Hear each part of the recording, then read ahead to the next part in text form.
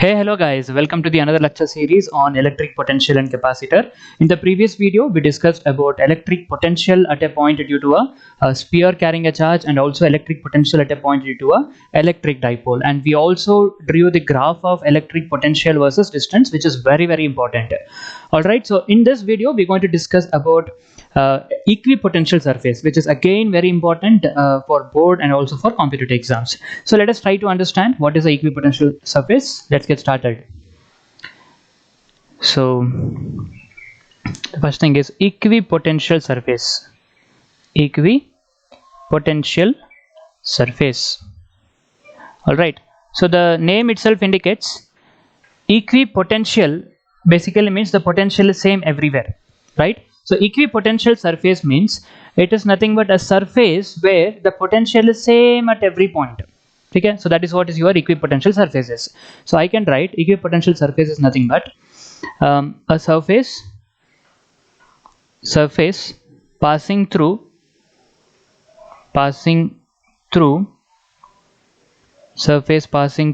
points having same potential. Points having same potential is called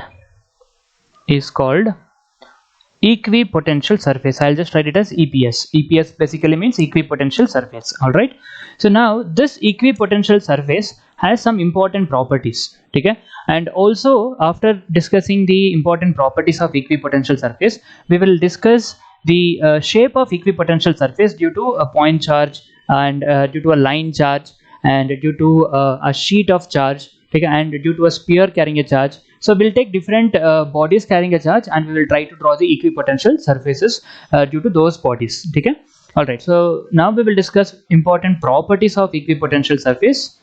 Properties of equipotential surface, EPS. All right, the first and foremost important property of equipotential surface is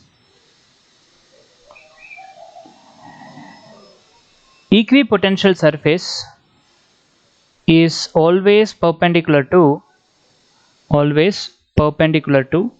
electrical field at every point. Equipotential surface is always perpendicular to electrical field at every point. All right, so why is that equipotential surface has to be perpendicular at every point? There is a reason why. Because equipotential surface name indicates that potential is same everywhere, right? So that means when you move from one point to another point, the work done must be zero, because potential at point A is same as potential at point B. So the potential difference will be what? Zero, right? That means when you move from point A to point B, there is no work done. If there is no work done, it means you are moving perpendicular to electric field. Are you getting this point? When will the work done be zero? Work done will be zero only when the body moves perpendicular to the direction of force. So now if there is an electrical field, let us say upwards, and if you are moving in this direction, electrical force is upwards and the body is moving in this direction, so work done by the electric field will be zero. So there is no increase or decrease in potential, so the potential difference will become zero, because potential at point A is same as potential at point B, and when you move from point A to point B, there is no work done. Because if there is no work done, it means what? The electrical field must be perpendicular to the motion of the charged particle. So that is the reason equipotential surface is always perpendicular to the electrical field at every point. That is the first property. And the second important property is the surface of any charged body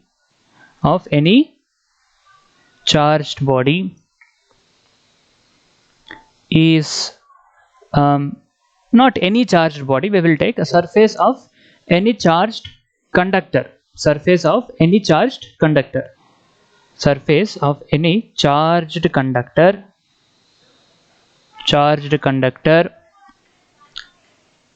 behaves as equipotential surface. Surface of any charged body behaves as a again I'll correct myself, surface of any charged conducting body. Okay, I'm not talking about any insulator here. Surface of any charged conductor behaves as a equipotential surface, it seems. Now why should a surface of a charged body behave as a equipotential surface? Let's try to understand. See, suppose let us say I have this irregular shaped body, any shaped body, doesn't matter, okay? So, and let us say this carries a positive charge. This carries a positive charge. Now see, if this is carrying a positive charge, does it mean that this charge is uniformly distributed throughout the surface?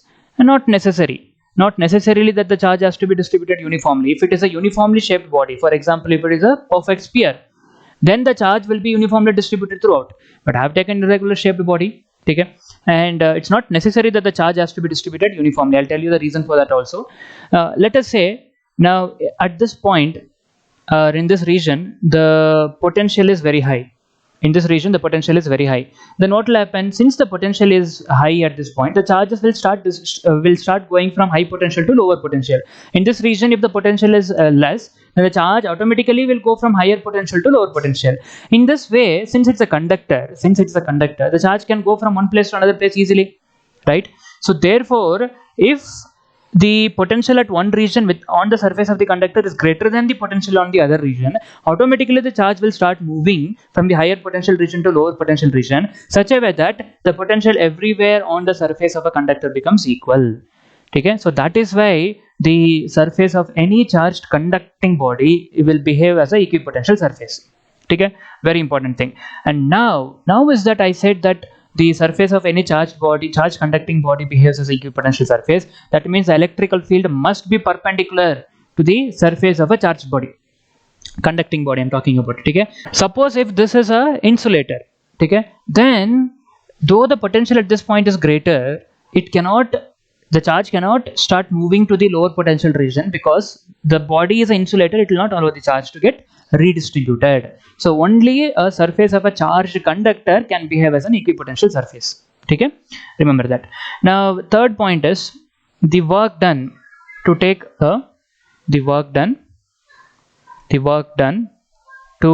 move a charge from one point to another point, from one point to another point on equipotential surface is always zero, as I've already told the reason, right? Is always zero. Why? Because potential at every point is same, right? So work done to take a charge from one point to another point will be zero. Why? Because potential at point A will be same as potential at point B. Potential difference is what is going to give you work done. If potential is same, potential difference is zero, then the work done is also zero. As simple as that. Okay, so these are the three important properties that you will have to remember. Now one more point that I will write here is, as a note I'll write, okay, this point I've already written in the first chapter when we discussed about properties of electrical field lines. There only I've told that the electrical field lines will always be perpendicular to the surface of a charged body. Okay, so I'm going to repeat the same thing here. Electrical field lines are always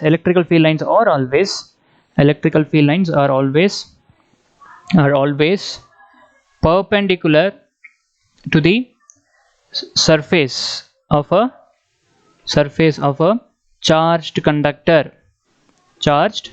conductor. Remember that. Okay, why? Because surface of a charged conductor behaves as surface of a charged conductor behaves as what? Behaves as equipotential surface. All right, fine. So now we will draw this the shape of equipotential surface due to different bodies, different charged bodies. Okay, shape of equipotential surface. Now first we will take a point charge. Okay, so first is due to a point charge.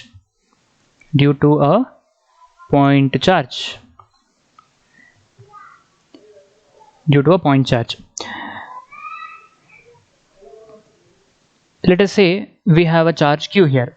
Okay, let us say we have a charge q there. At a distance r from the charge, the potential will be how much? Kq by r. Okay, now I'll take another point here at a distance r. At this point also the potential will be what? Kq by r. So like this I can take another point here at a distance r, where what will be the potential? K q by r. So like this you can take n number of points around this charge q at a distance r.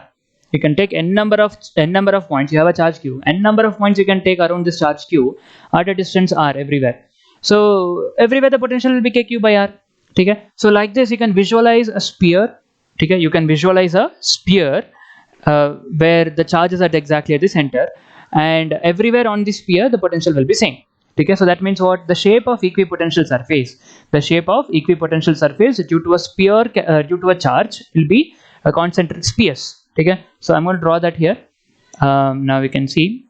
All right, so that's my equipotential surface, because at every point on the surface the potential will be kq by r. Now suppose if I have let's say another point, okay, another sphere I can take. Actually, you can have concentric spheres, n number of concentric spheres you can have. On each sphere, the potential will be same, but the potential of one sphere will be different from the potential of the another sphere. So let us say I take another sphere inside. Okay, that's my second sphere. All right. Okay, so now the radius of the sphere is what? Smaller. I'll take another sphere whose radius is say r dash. Now how much will be the potential here? Kq by r dash. Okay, and let us say the potential on the inner surface is v1 and potential on the outer surface is v2. So potential on the inner surface will be greater than potential on the outer surface, because the inner surface is at a distance of r dash is less than r. So kq by r dash will be greater than kq by r. Now potential everywhere on the inner surface will be same. Okay, and potential on the everywhere outer surface will be kq by r, and that will be same everywhere. Whereas potential of outer surface will be different from potential of the inner surface. This is what you should understand. Okay, all right. So now what is the shape of the equipotential surface due to a point charge? It is concentric spheres. So that's the shape of equipotential surface due to a point charge. All right, so now we can take a line charge. Take a line charge. If you take a line charge, then let's see what will be the shape of the equipotential surface. Now what is a line charge? A long wire carrying a charge on it. Okay, so this is my long wire. Okay, so this is going to carry a charge of, let us say, uniform charge density lambda.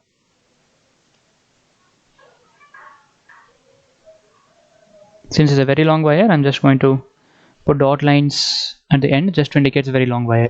All right, so now the shape of equipotential surface due to a long wire carrying a charge is going to be cylindrical.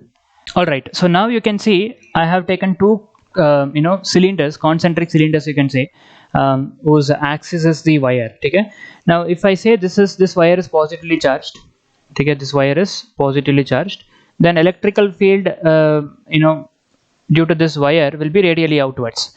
Okay, so now don't you see at this point the electrical field will be coming out like that. Okay, you take any point on the surface of the cylinder, everywhere the electrical field will be coming outwards. Okay, and every point on the cylinder is at a distance, or is at equidistance from the wire. So that means potential at every point on the surface of the cylinder will be equal.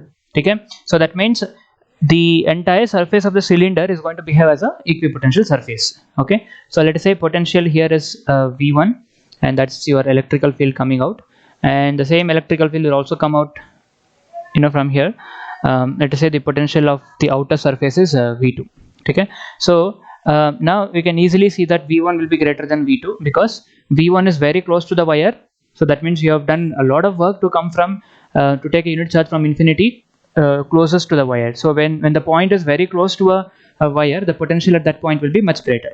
Okay, so v1 is going to be greater than v2, and the shape of equipotential surface due to a very long wire carrying a charge is going to be concentric cylinder. So I'll write it as shape of equipotential surface due to long wire carrying a charge.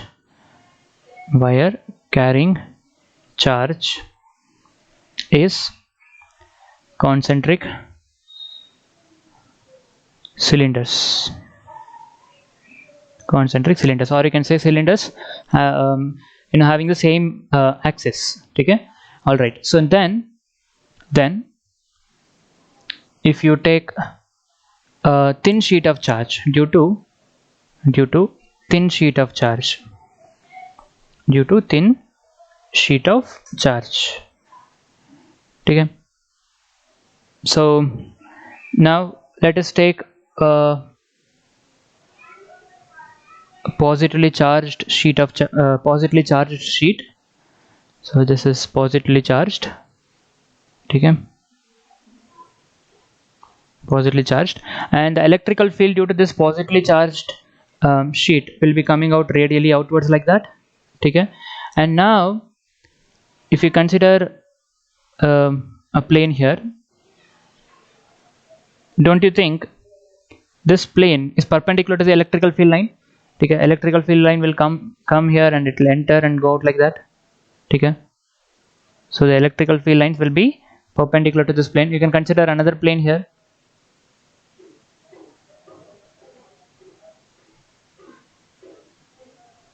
You can consider another plane here. Again, the electrical field will be entering and leaving like that. Okay,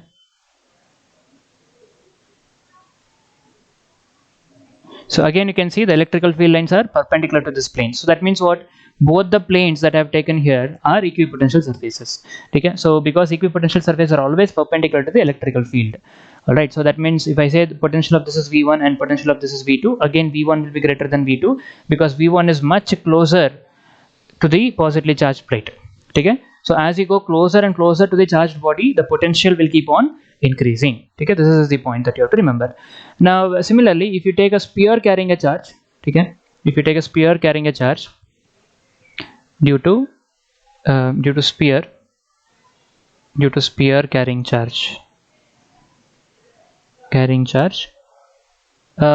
get confused. I have taken positive charge everywhere. Even instead of positive charge, you can even take negative charge. Okay, it doesn't matter. So if the wire carries a negative charge, then if the body carries a negative charge, then the electrical field will be radially inwards. Same thing, instead of radially outwards, the electrical field will be radially inwards, and it doesn't matter. The shape of the equipotential surface will still remain the same. Okay, and yeah, I forgot to write here. Due to sheet of charge, the shape of the equipotential surface is shape of equipotential surface is planar. Okay, all right. So then due to sphere carrying a charge, let's say I have a sphere here.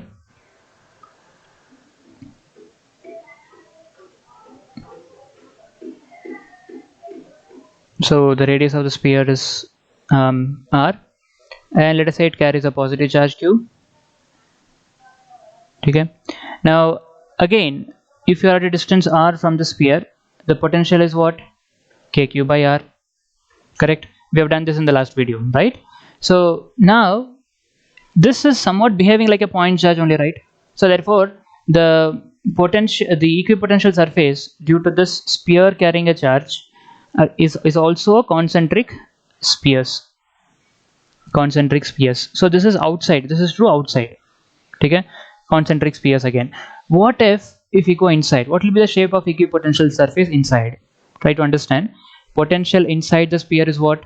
Same as potential on the surface of the sphere. So potential inside the sphere, sphere carrying a charge, everywhere the potential is same as potential on the surface of the sphere, right?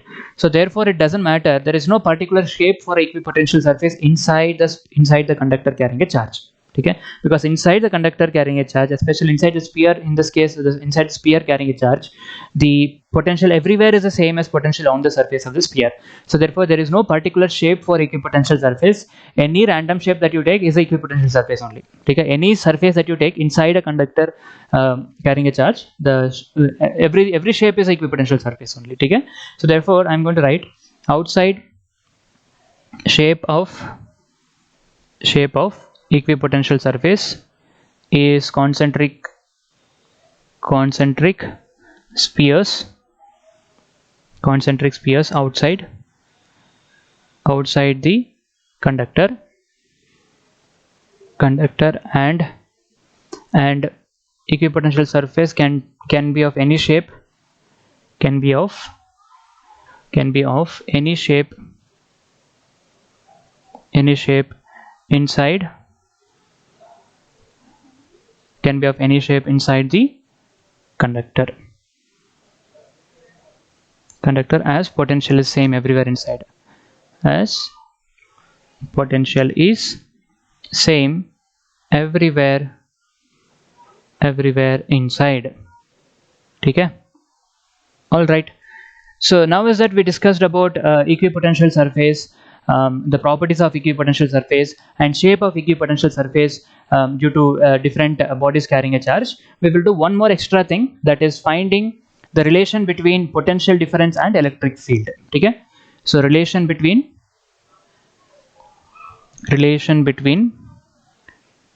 potential difference and electric field, relation between potential difference and electric field. Now let us say we have electrical field lines going from left to right. Okay, so we have electric field lines going from left to right. All right, so now I have considered an electrical field E. We will take a 1 unit charge here. Okay, 1 unit charge, and let us say we move that by a small distance dx against the electrical field. All right, now the small work done by the electrical field for this motion is going to be minus E into dx. Why have I written that minus E into dx? See, when the charge particle has moved in the opposite direction of electrical field, the work done by the electrical field will be negative. Why? Because electrical field is to the right and the charge is moving in the left direction, in the opposite direction. Angle between electrical field and the charge, motion of the charge, is 180 degree. So work done by electrical field will be what? The force, that is electrical field, into displacement into cos of angle between the force and the displacement. In this case, the angle between the force and the displacement is what? 180 degree. So work done by the electrical field will be what? Minus E into dx in this case, because cos 180 is what? Minus 1.